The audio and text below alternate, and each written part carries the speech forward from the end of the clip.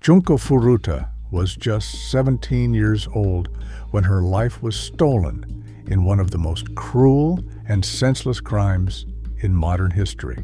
She wasn't part of any dangerous crowd. She wasn't involved in anything risky. She was simply walking home after a long day when 4 teenage boys decided to destroy her future. Her story is not easy to hear, but it's a story that deserves to be told, because what happened to Junko reveals the darkest parts of human nature and the failures of a system that should have protected her. This is the story of Junko Furuta, the high school girl who suffered 44 days of torture and whose voice was silenced far too soon. Junko Furuta lived in Misato, a quiet suburb in Japan's Saitama Prefecture. She was a second-year student at Yashio Minami High School, known for being smart, kind, and determined. She wasn't the type to skip school or chase after boys. Her classmates said she was serious, responsible, and polite. She had goals, real goals. After graduation, she wanted to work in electronics or pursue a stable career. In short, she had a future. That future would never come. It was November 25th, 1988, a normal day. Junko had finished her shift at a part-time job and was cycling home, but she never made it. What she didn't know was that she had already been noticed and targeted by a boy named Hiroshi Miyano. Hiroshi was 18. On paper, not much older than Junko, but in reality, he was a different kind of teenager. He was known for being violent. He bragged about his ties to the Yakuza. He bullied other students. He committed theft, assault, and often went unpunished. And he had developed a twisted obsession with Junko. But when she politely rejected him, something inside him snapped.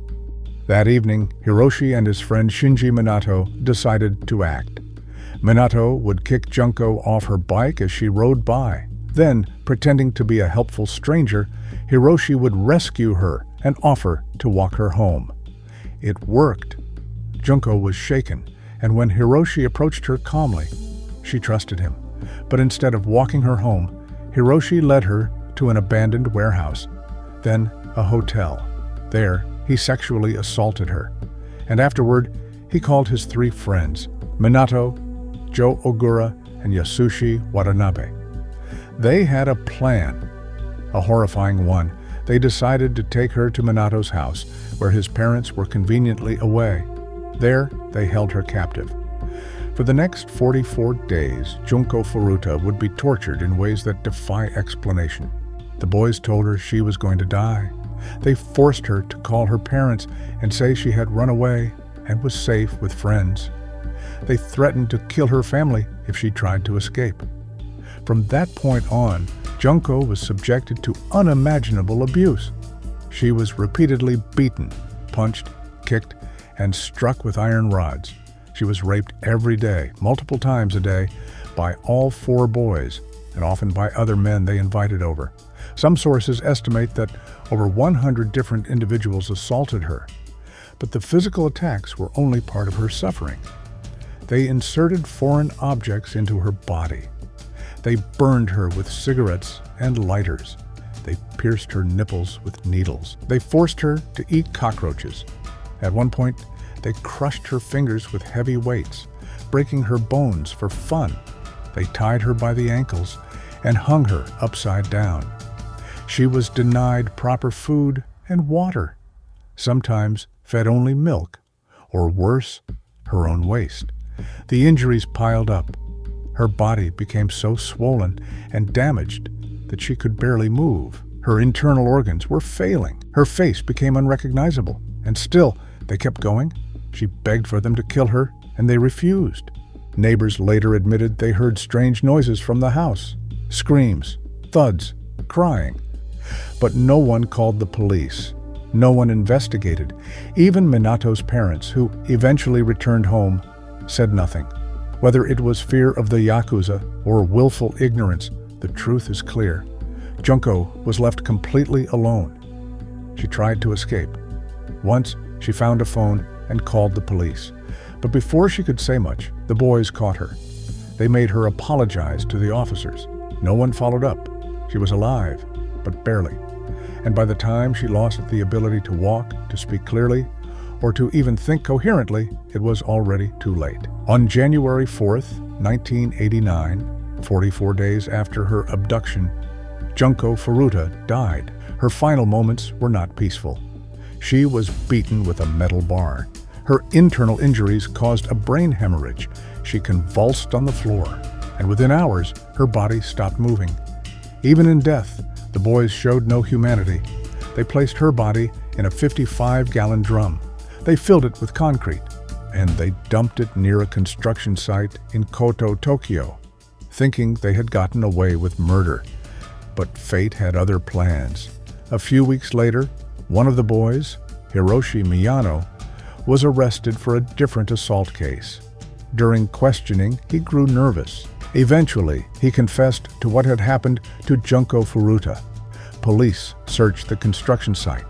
There, inside the concrete drum, they found her body, mutilated, decomposed, and hidden beneath layers of lies. The case made national headlines, not just because of the brutality, but because of the age of the killers, teenagers, 17 and 18 years old, and yet capable of such unimaginable cruelty. When the trial began, the public expected swift and severe punishment. But what followed shocked the country again. Because the boys were legally juveniles, their identities were originally protected. Despite the public outrage, the court allowed them to be tried as minors. Hiroshi Miyano, the ringleader, received 20 years in prison. Joe Ogura got 8 years.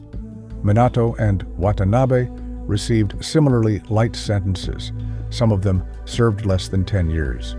And some have already reoffended after being released. Justice was not done, not even close. In fact, reporters who named the killers publicly were threatened with legal action. But the damage was already done. The country knew who they were, and many still remember. What happened to Junko Furuta was not just a failure of the justice system. It was a failure of society, of neighbors who didn't speak up, of police who ignored warning signs, of courts that let monsters walk free. And yet, in the middle of this horror, there was something remarkable. Junko never stopped fighting.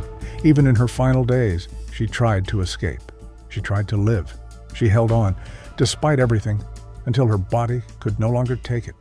Her strength and her suffering should never be forgotten.